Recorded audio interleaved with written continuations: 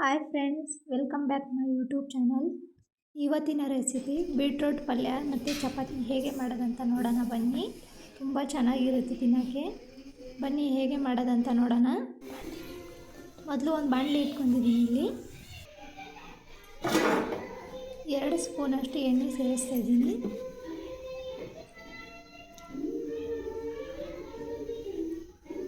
ಅರ್ಧ ಸ್ಪೂನಷ್ಟು ಜೀರಿಗೆ ಸೇರಿಸ್ತಾ ಇದ್ದೀನಿ. 1 ಸ್ಪೂನಷ್ಟು ಕಡಲೆಬೇಳೆ ಸೇರಿಸ್ತಾ ಇದ್ದೀನಿ. 4 ಹಸಿಮೆಣಸಿನಕಾಯಿ ಸೇರಿಸ್ತಾ ಇದ್ದೀನಿ. ಸ್ವಲ್ಪ ಕರಿಬೇವು ಸೇರಿಸ್ತಾ ಇದ್ದೀನಿ.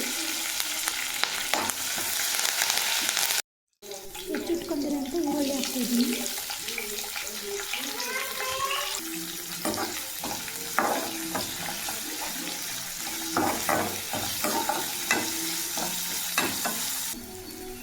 ಹುರಿದಿಟ್ಕೊಂಡಿರೋಂಥ ಬೀಟ್ರೋಟ್ ಹಾಕ್ತಾಯಿದ್ದೀನಿ.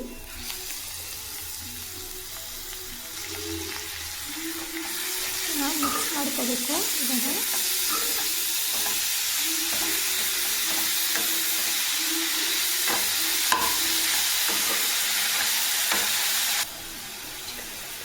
ರುಚಿಗೆ ತಕ್ಕಷ್ಟು ಉಪ್ಪು ಹಾಕ್ತಾಯಿದ್ದೀನಿ.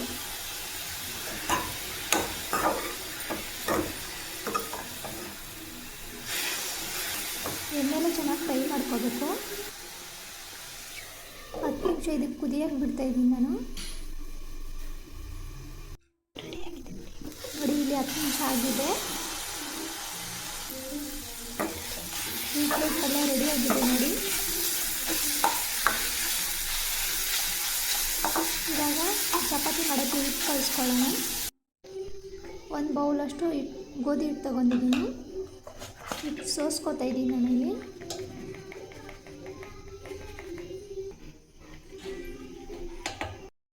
ರುಚಿಗೆ ತಕ್ಕಷ್ಟು ಉಪ್ಪು ಹಾಕ್ತಾಯಿದ್ದೀನಿ.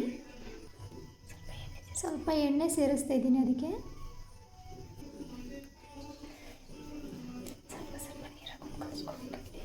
ಸ್ವಲ್ಪ ನೀರು ಹಾಕೊಂಡು ಕಲಿಸ್ಕೊತಾ ಇದ್ದೀನಿ ಇಲ್ಲಿ.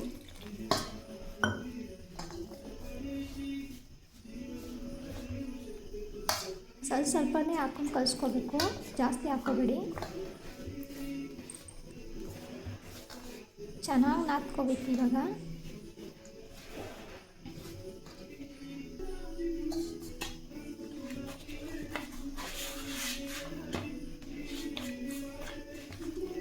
ಚೆನ್ನಾಗಿ ಕಲಿಸ್ಬೇಕು.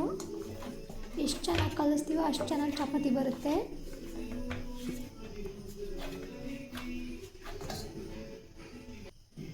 ನೋಡಿ, ಇಲ್ಲಿ ಹಿಟ್ಟು ನಾದಾಗಿದೆ ನೋಡಿ. ಈ ಥರ ನಾದ್ಕೋಬೇಕು ಚೆನ್ನಾಗಿ.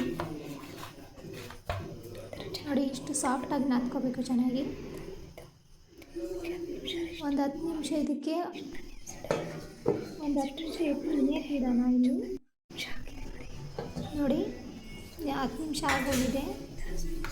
ಚೆನ್ನಾಗಿ ನಾದ್ಕೋಬೇಕು ಮತ್ತೆ ಒಂದು ಸಲ.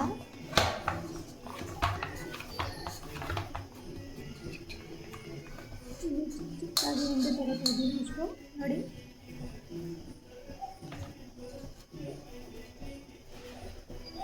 ನೋಡಿ, ಈ ಥರ ಮಾಡ್ಕೊತಾ ಇದ್ದೀನಿ ನಾನು. ಎಲ್ಲ ಉಂಡೆನೂ ಈ ಥರ ಮಾಡ್ಕೊಂಡಿದ್ದೀನಿ.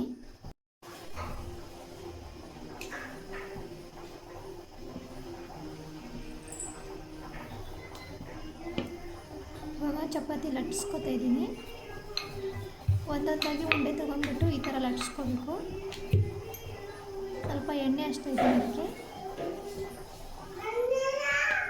ಇನ್ನೊಂದು ಉಂಡೆನ ಲಟ್ಟಿಸ್ಕೊತಾ ಇದ್ದೀನಿ.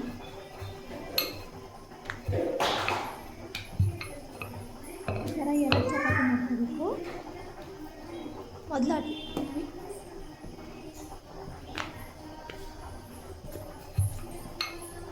ಇವಾಗ ಲಟ್ಟಿಸ್ಕೊತಾ ಇದ್ದೀನಿ.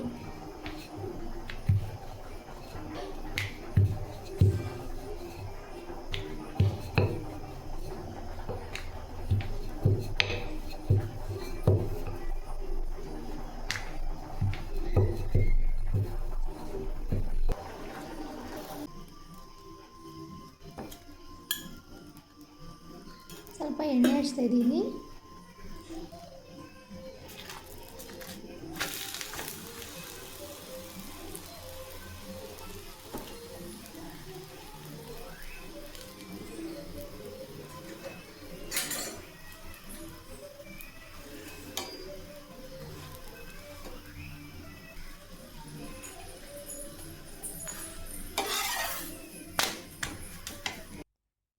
ಬೀಟ್ರೂಟ್ ಪಲ್ಯ ಮತ್ತು ಚಪಾತಿ ರೆಡಿಯಾಗಿದೆ ನೋಡಿ.